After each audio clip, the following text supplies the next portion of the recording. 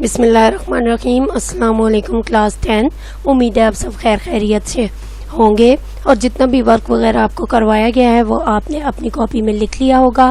آج ہم حصہ غزل میں سے حسرت موہانی صاحب کی غزل پڑھیں گے. غزل نمبر 1 جو حسرت موہانی صاحب نے لکھی ہے اور ان کی کتاب کلیات حسرت موہانی سے لی گئی ہے. ٹھیک ہے, لیکن اس کے لیے سب سے پہلے آپ کا یہ جاننا ضروری ہے کہ حسرت موہانی صاحب جو ہیں وہ کون تھے, کہاں پہ پیدا ہوئے اور انہوں نے یہ جو شعر و شاعری کا سلسلہ ہے یہ کیسے شروع کیا. تو چلیے سب سے پہلے ہم ان کے بارے میں جان لیتے ہیں.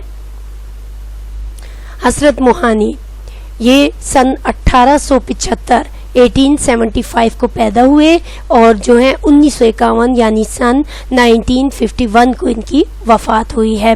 پاکستان بننے سے پہلے کی بات ہے جب یہ پیدا ہوئے, پھر جو ہے وہ پاکستان بننے کے 3-4 سال کے بعد ان کی ڈیتھ ہوئی ہے. ٹھیک ہے, تو حسرت موہانی کا اصل نام سید فضل الحسن تھا, یہ ان کا اصلی نام تھا. وہ یوپی کے ضلع ناؤ کے قصبے موہان میں پیدا ہوئے. ان کے والد کا نام سید اظہر حسن تھا. حسرت موہانی نے فتح پور سے میٹرک کا امتحان پاس کیا. باقی تعلیم علی گڑھ کالج میں حاصل کی. سن 1908 میں ملک کے سیاسی معاملات میں حصہ لینے کی بنا پر انہیں باغی قرار دے دیا گیا اور قید بامشقت کی سزا ملی. وہ درویش صفت انسان تھے, بہت سادہ زندگی گزارتے تھے, یعنی بے باک سے اور نڈر بہادر قسم کے انسان تھے. تو جب انہوں نے 1908 میں سیاسی معاملات شروع ہوئے ملک میں تو انہوں نے بھی ان میں حصہ لیا. ظاہر نڈر تھے, بے باک تھے, تو پھر انہیں باغی قرار دے دیا گیا اور انہیں قید میں ڈالا گیا. حسرت ایک بے باک اور نڈر انسان تھے. وہ ہر بات کو بے ساختہ کہنے کے عادی تھے. روانی اور سلاست ان کے کلام کی نمایاں خوبی ہے. بیان میں شگفتگی ہے. ان کی شاعری موسیقی اور ترنم کے سانچے میں ڈھلی ہوئی ہے. جذبات و احساسات کی فراوانی سے ان کا کلام مالا مال ہے. انہوں نے روایت اور نئے تقاضوں کو ملا کر غزل میں وسعت پیدا کی ہے, یعنی پرانی جو روایتیں وغیرہ تھی ان کو اور نئے تقاضوں کو جوڑ کر انہوں نے غزل میں وسعت کشادگی پیدا کی, اس کو کشادہ کیا, ان کو پھیلایا. ان کی غزل میں عشق و محبت کی رنگین فضا پائی جاتی ہے. کہیں کہیں سیاسی رنگ اور قید و بند کی مشقت کی جھلک بھی ان کے کلام میں نظر آ جاتی ہے, یعنی جو کچھ ان پہ بیتی, جو کچھ انہوں نے اپنی زندگی میں گزارا یا فیل کیا, جو بھی ان کی زندگی میں گزرا اس کی بھی جھلک نظر آتی ہے. زیادہ تر ان کی غزلیں جو ہیں وہ عشق و محبت کی رنگین فضا ان کی غزلوں میں پائی جاتی ہے. ٹھیک ہے, ان کی نعت گوئی میں بھی ان کا مقام بہت بلند ہے, یعنی انہوں نے نعت وغیرہ بھی کہی.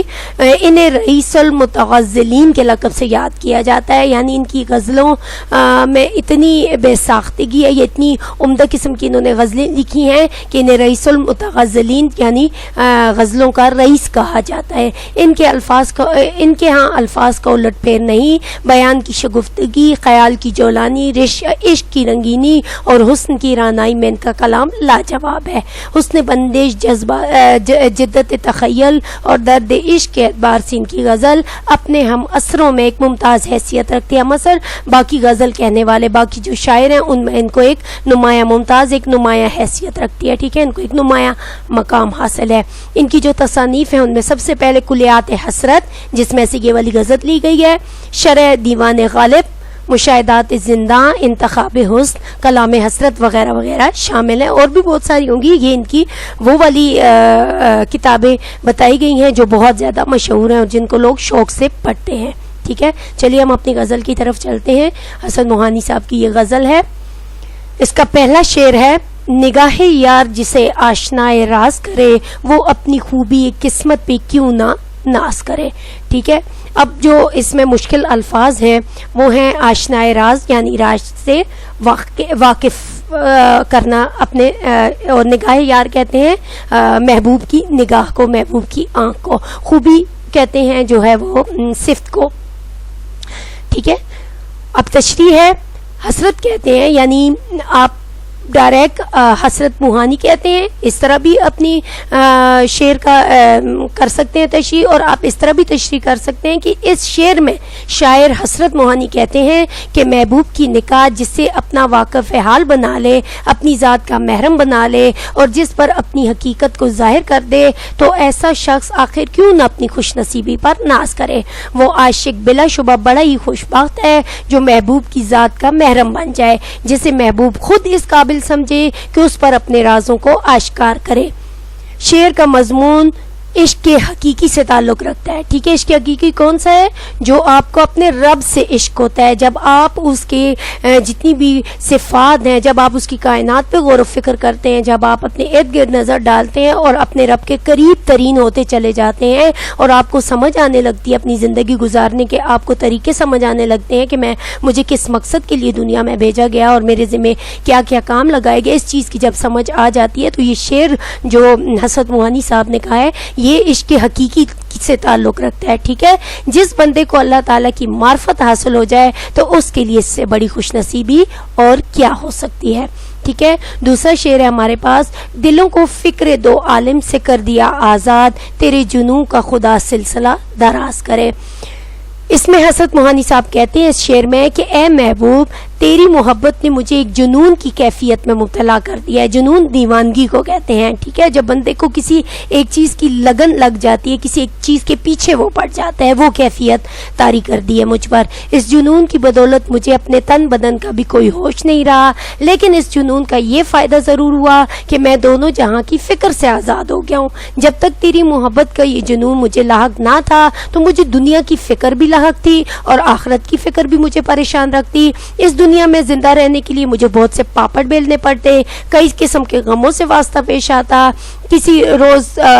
کبھی روزگار کا چکر ہوتا، کبھی فکر معاش ستاتی، کبھی جو ہے زندگی کو پرسکون اور راحت بخش بنانے کے لیے ساز و سامان درکار ہوتا، اور اس کے ساتھ ساتھ آخرت کا ساز و سامان اکٹھا کرنے کی بھی فکر ہوتی تھی۔ لیکن تیری محبت کے جنون نے مجھے دونوں جہاں کی فکر سے آزاد کر دیا ہے، اب مجھے کسی بات کا ہوش ہی نہیں۔ تیرے جنون میں ہوش و خرد سے بیگانہ ہو گیا ہوں اور ہر فکر سے نجات پا گیا ہوں۔ خدا کرے کہ تیرے جنون کا یہ سلسلہ اور بھی طویل سے طویل لمبا، یعنی اور بھی زیادہ طویل ہوتا جائے اور میں کبھی ہوش میں نہ ہوں اور یوں ہی ساری عمر بسر کروں۔ جب اس جہاں کی فکر سے چھٹکارا پا گیا تو اگلا جہاں خود بخود سمر جائے گا۔ مطلب اتنا اللہ تعالیٰ کے نزدیک ہو جانا کہ آپ کو دنیا و مافیا سے بے خبری مل جائے، آپ کو یہ یقین ہو جائے کہ اللہ تعالیٰ جو بھی معاملہ میرے ساتھ کریں گے وہ بہترین کریں گے۔ بقول امیر مینائی بھی ایک شاعر ہے، بڑے مزے میں گزرتی ہے بے خودی میں امیر، خدا وہ دن نہ دکھائے کہ ہوشیار ہوں میں، ٹھیک ہے۔ یہ دوسرے شعر کی آپ کی تشریح ہے، یہ آپ نے لکھنی ہے اپنے پاس اپنی کاپی میں۔ تیسرا شعر ہے ہمارے پاس اسی غزل کا، خرد کا نام جنوں پڑ گیا، جنوں کا خرد جو چاہے آپ کا حسن کرشمہ ساز کرے۔ اس میں مشکل الفاظ ہے، خرد عقل اور ہوشمندی، جنوں پاگل پن دیوانگی، حسن کرشمہ ساز معجزاتی حسن۔ اب اس تشریح میں جو ہے وہ شاعر حسرت موہانی صاحب کہتے ہیں کہ اے محبوب آپ کا حسن ایک کرشماتی اور معجزہ نما حسن ہے، آپ کا حسن جو معجزہ چاہے وہ دکھا سکتا ہے۔ یہ آپ کے حسن کا ہی کرشمہ ہے کہ عقل اور دانائی کو دیوانگی اور جنون سمجھا جاتا ہے، اور دیوانگی اور پاگل پن کو عقل اور دانائی کا نام دیا جاتا ہے۔ یعنی جو دیوانہ شخص ہوتا ہے وہ اپنے آپ کو بہت ہی عاقل بالغ سمجھتا ہے، اور وہ اس آپ کی محبت میں، اپنے محبوب کی محبت میں گرفتار ہو کر ارد گرد سے بالکل بیگانہ ہو جاتا ہے۔ شاعر کہنا یہ چاہتا ہے کہ حسن کی بدولت جو لوگ عشق میں محو ہو جاتے ہیں انہیں دنیاوی لوگ دیوانہ اور مجنون کہتے ہیں، مگر خود اس شاخ کے نزدیک یہ دانائی اور عقل مندی ہے، کیونکہ وہ حسن کیا جو کسی کو دیوانہ اور پاگل پن کا شکار نہ کرے۔ اس لیے عقل مندی یہی ہے کہ محبوب کے عشق میں دیوانہ بن جایا جائے، ایسی دیوانگی کو عقل سے تعبیر کیا جاتا ہے۔ ٹھیک ہو گیا۔ اب ہمارے پاس اگلا شعر ہے، غم جہاں سے جسے فراق کی ہو خواہش، وہ ان کے درد محبت سے ساز باز کرے۔ ساز باز سمجھوتا کرے، ٹھیک ہے، موافقت اختیار کرنا، سمجھوتا کرنا، ٹھیک ہے۔ تشریح ہے، حضرت موہانی اس میں کہتے ہیں کہ جو کوئی یہ چاہتا ہے کہ دنیا کے غم سے فراغت پا لے یا نجات پا لے، اسے چاہیے کہ وہ محبوب کے درد محبت سے سمجھوتا کر لے، کیونکہ محبوب کی محبت کا غم ایسا غم ہے جو دوسرے تمام غم بھلا دینے والا ہے۔ جسے محبوب کا روگ لگ جائے اسے پھر کسی اور درد کا احساس نہیں رہتا، اس کے دل و دماغ میں محبت کا سودا کچھ اس طرح سما جاتا ہے کہ باقی ہر قسم کے اندیشے ذہن سے نکل جاتے ہیں۔ اگر محبوب سے مراد محبوب حقیقی ہو تو جس شخص کو اللہ سے محبت ہو جائے اور جس کے دل میں اللہ کی محبت سما جائے تو وہ شخص دونوں جہاں کی فکر سے آزاد ہو جاتا ہے، پھر اس کی دنیا بھی اس کے لیے سازگار ہو جاتی ہے اور آخرت کی فکر سے بھی چھوٹ جاتا ہے۔ دیکھیں ایک چھوٹے سے شعر میں کتنی عمدہ قسم کی باتیں جو ہے وہ شاعر ہمیں سمجھانے کی کوشش کر رہے ہیں۔ اگلا شعر ہے، تیرے کرم کا سزاوار تو نہیں حسرت، اب آگے تیری خوشی ہے جو سرفراز کرے۔ یہاں پہ انہوں نے اپنا حوالہ دیا ہے، شاعر نے اپنا حسرت کہہ کر اپنے نام کا حوالہ دے کر یہ شعر کہا ہے۔ تشریح ہے اس شعر کی، اس شعر کا موضوع بھی عشق حقیقی سے تعلق رکھتا ہے۔ حسرت محبوب حقیقی کو مخاطب کرتے ہیں کہ اے محبوب، میں تو ایک گنہگار سا بندہ ہوں، میں اس قابل کہاں کہ تیرا کرم میرے حال پر ہو سکے، لیکن اس کے باوجود اگر تو مجھے اپنی رحمت سے نوازنا چاہے تو یہ تیری اپنی خوشی اور مرضی ہوگی۔ تو اپنی خوشی سے میرے ساتھ رحم و کرم کا معاملہ کرنا چاہتا ہے تو اس سے بہتر اور کیا ہو سکتا ہے، ورنہ میں تو کسی مہربانی کے قابل نہیں۔ ٹھیک ہے، یہ ہمارے پاس غزل کے 5 اشعار ہیں، امید ہے آپ کو سمجھ آئی ہوگی۔ یہ تشریح آپ نے لکھنی ہے، ہر شعر کے سامنے آپ بے شک شاعر کہتا ہے ایسے بھی تشریح کر سکتے ہیں، اور اس شعر میں شاعر حضرت موہانی صاحب کہتے ہیں، یہ بھی آپ ہر شعر کے ساتھ لگا سکتے ہیں۔ ٹھیک ہے، جس طرح آپ کو بہتر لگے آپ اس طرح سے کیجئے۔ اس کے ساتھ ہمارے پاس جو ہے وہ ہے، ٹھیک ہو گیا۔ اب آپ کے پاس حضرت موہانی صاحب کی وہ حالات زندگی وغیرہ بھی آ گئے، آپ کو پتہ بھی چل گیا یہ کہاں سے تعلق رکھتے ہیں، اور غزل کی آپ نے تمام اشعار کی تشریح وغیرہ بھی کر لی ہے، اور آپ نے اپنی نوٹ بک میں اس کو نوٹ بھی کرنا ہے، لکھنا ہے۔ اپنا خیال رکھیے گا۔ وآخر دعوانا ان الحمدللہ رب العالمین۔